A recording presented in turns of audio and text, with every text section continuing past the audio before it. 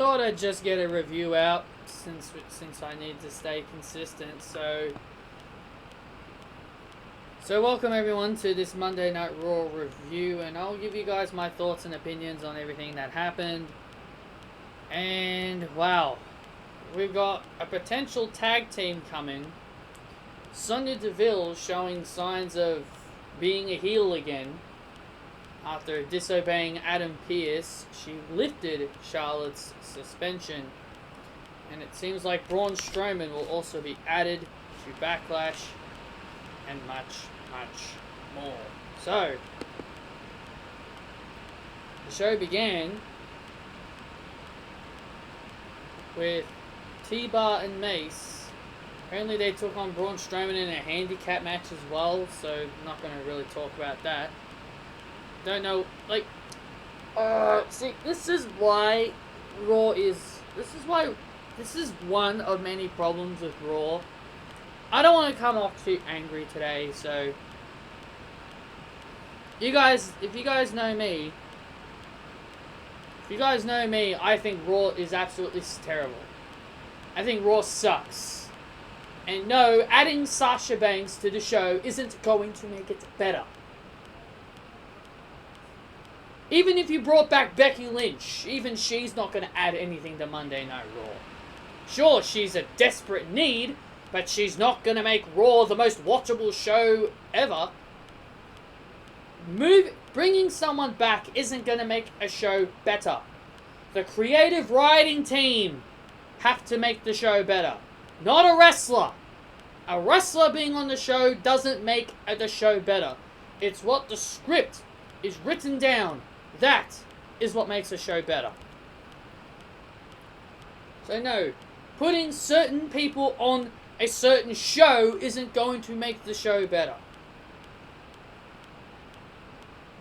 Just thought I'd bring that out there. Because some people have been telling me, oh, if Sasha Banks was on Raw, would you say Raw's a good show? No, of course I wouldn't say Raw's a good show if Sasha Banks was on it. If she was the only best thing about the show, I'd say she'd be the only best thing about the show. Everything else about Raw completely sucks.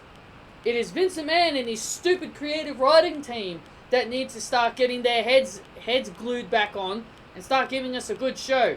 Repeating shit that you've been doing last week is not good. Doing a handicap match for Drew McIntyre against T-Bag and Mace, and then a tag team match with T-Bag and Mace against Braun and Drew, and then repeating the process this week isn't good television.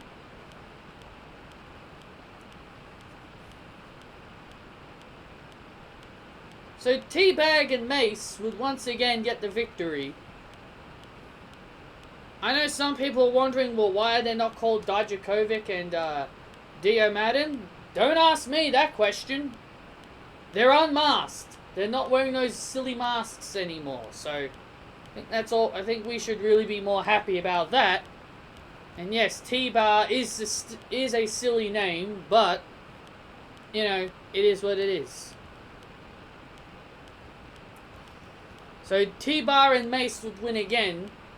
This time by countout, because Drew McIntyre accidentally clotheslined Braun when Braun was doing his little all aboard thing that he would do on the outside when he'd run around and shoulder tackle people.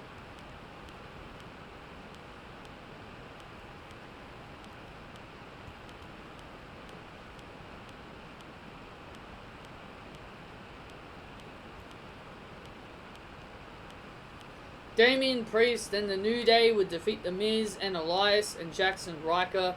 Apparently there was a segment, I think there was like a Miz TV segment or something like that, and it was so ridiculous, so stupid. Apples being thrown at each other. Who throws a freaking apple?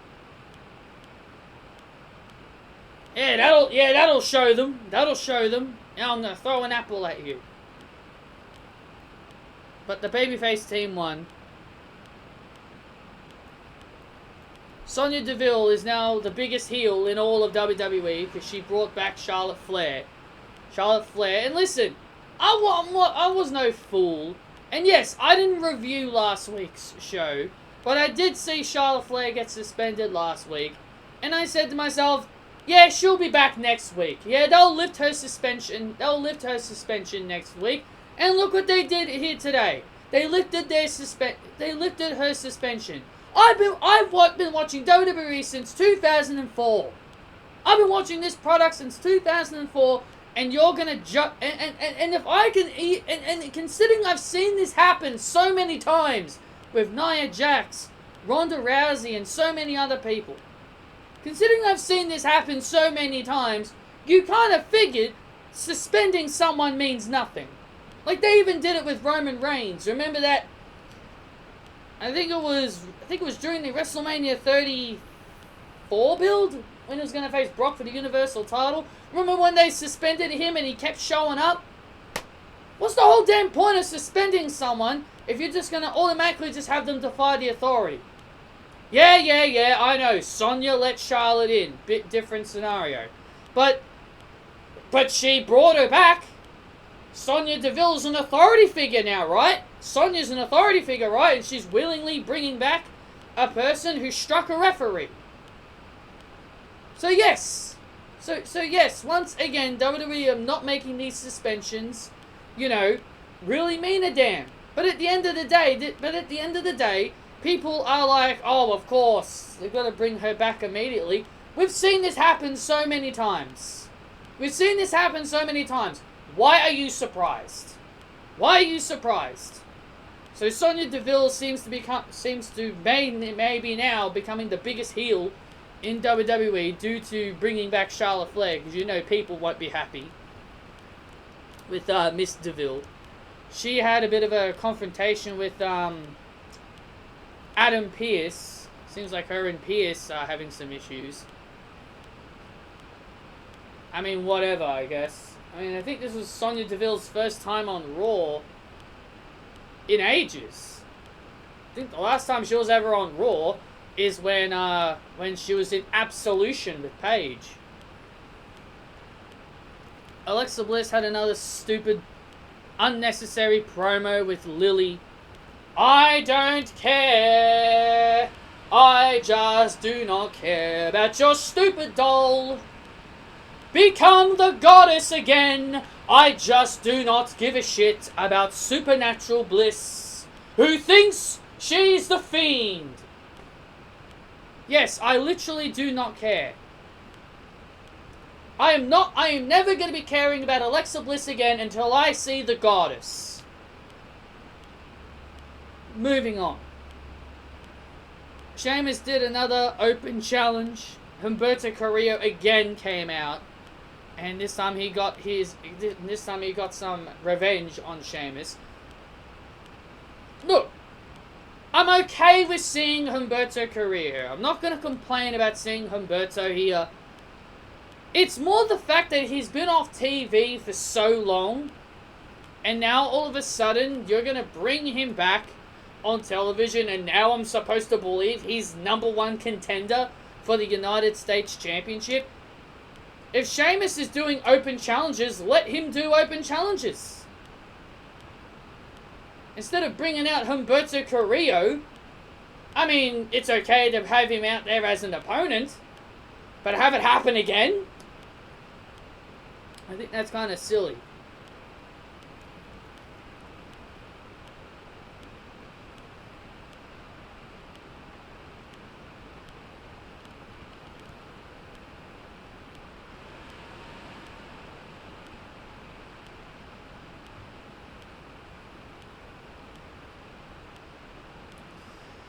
Oh dear. And then we had possibly something that I thought is even worse.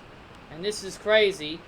Randy Orton tags up with Matt Riddle to take on Cedric Alexander and Shelton Benjamin.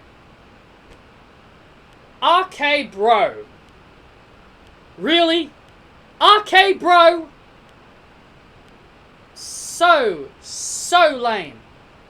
And I thought Randy Orton dealing with Alexa Bliss was absolutely horrible. Jesus Christ. Is this really the best you could do for Randy Orton? Is this really the best you could do for Randy Orton? tag him up with Matt Riddle.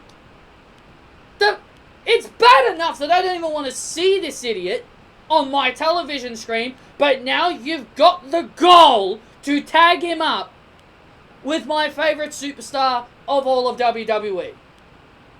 I guess Vince McMahon's like, hey, I want to get Patrick to like Matt Riddle. How do I get him to like Matt Riddle? Oh, I'll tag him. I'll tag him with Randy Orton. I'll tag him with Randy Orton since Randy Orton's his favorite superstar. I'll have Matt Riddle tag with Randy Orton. That'll make Patrick become a bro. Bro! I don't give a toss, Vince. This Matt Riddle dude is not funny. He's not entertaining. He is boring. He's annoying. And I couldn't care less. I hope Randy Orton RKO's this dude into oblivion. And yes, Randy and Riddle ended up winning. Randy Orton did another really cool RKO in midair. I love those RKOs. They're my favorite RKOs. Nothing beats the RKO Randy Orton did on Evan Bourne, aka Matt Sydal. And I guess my other favorite one was Seth Rollins at WrestleMania 31. Seriously, I really hope this isn't a long-term thing. I really don't want Randy to be tagging with Matt Riddle. I would rather Randy Orton feud with Sheamus over the United States Championship. You could have had Randy Orton compete for the United States Championship against Sheamus. I'd be more okay with that than seeing Randy Orton tag up with Matt Riddle. I would rather see Randy Orton in the toilet take a shit in a segment, and I'd be more okay with that than seeing him tag up with Matt Riddle. Anything is better than Randy Orton tagging up with Matt Riddle. Maybe except dealing with Alexa Bliss again. Maybe I'd rather not that. Anything involving Alexa and Riddle, keep Randy away from. I don't want this to be a long-term thing. This better be a thing where Randy is just playing mind games with him and he drops him with an RKO.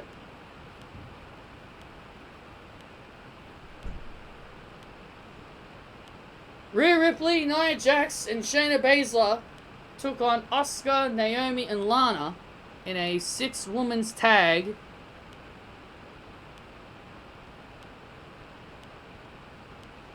Mandy Rose and Dana Brooke, they tripped up Nia Jax again with water. I mean, I'm not a fan. Like, I love Mandy Rose and I love Dana Brooke, but really now, this whole feud about Mandy and Dana this whole entire feud is over Mandy Rose slipping at WrestleMania. We get it. She slipped at WrestleMania. At least the Titus O'Neills, they didn't overdo it. This is just overdoing it. Seriously, this is stupid. More importantly, they're trying to treat Nia and Shayna as workhorses. Feuding with multiple teams. You got them feuding with Mandy and Dana. You got them feuding with Nia, Lana, and Naomi. And then you got them feuding with Natalya and Tamina over on SmackDown. What's next? Are they going to be feuding with Liv Morgan and Ruby Riott? Why are they having multiple feuds? Why are they in multiple feuds? Put them in one feud and stick with it. I get it. The women's tag team titles. They got to float between 2 different brands. Yeah, but giving them multiple feuds, to me, is kind of stupid because then you're just completely ignoring everything. It's like you're treating it as 2 different universes. On one side, you got Nia slipping over, falling on her ass from Mandy and Dana, and then on the SmackDown side of the universe, you got Nia and Shayna losing in 30-second matches to Natalya and Tamina. Do you understand how stupid that sounds? Yes, it sounds really stupid and really lame.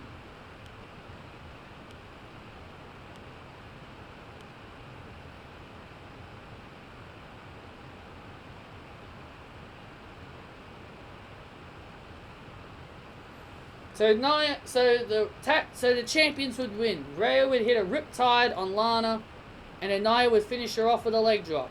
I wish it was Rhea that pinned Lana, but whatever, I guess. And then after that whole debacle, Mandy Rose took on Charlotte Flair in a match. I actually enjoyed this match. Considering I love Charlotte and Mandy, considering, I'm a big fan of both of these women, I really liked this match. This was the first time they ever competed against each other. I believe this is the first time they've ever wrestled each other. Maybe outside of a few early tag matches during their Fire and Desire days. Maybe outside of a couple of tag matches, but this is the first singles match they've ever had. And I thought this was actually a damn good match.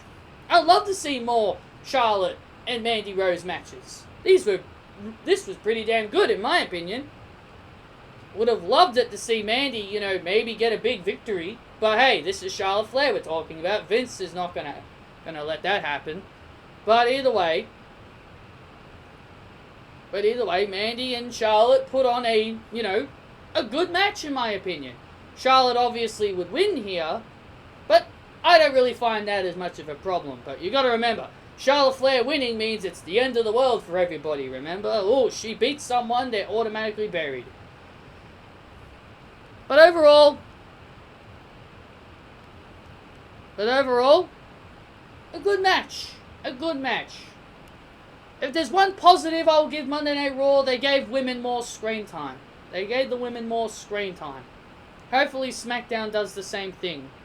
If there's only one little minor complaint I'll make about SmackDown is that the fact they're not showing their other women. Hopefully SmackDown starts showcasing more of their other women.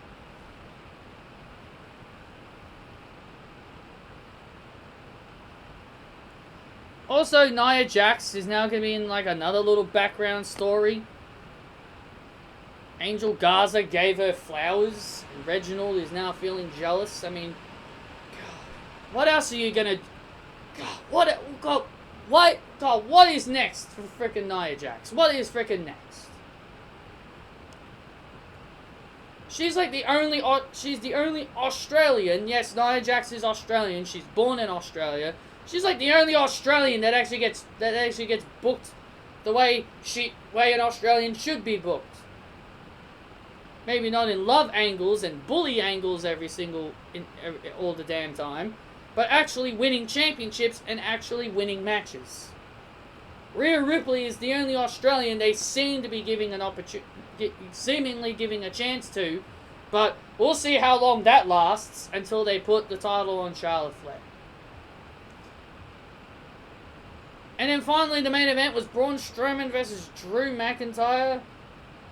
And with Braun Strowman's victory, he's now earned a spot in the Backlash match. Wow. Drew McIntyre taking a loss. That is possibly by far one of the rarest things you'll ever see in WWE. Drew McIntyre eating a loss. I think that's the first time he's been pinned in quite a while as well. So, yeah, there you go, guys. Those are my thoughts and opinions on Raw. Raw still sucks, as always. Other than, Mandy and Charlotte's match. I really did enjoy that. And please, I hope this RK Bro thing is only temporary. I will vomit if Randy Orton and Riddle become tag team champions. But anyway, thank you all so much for joining me. And I will see you all next time.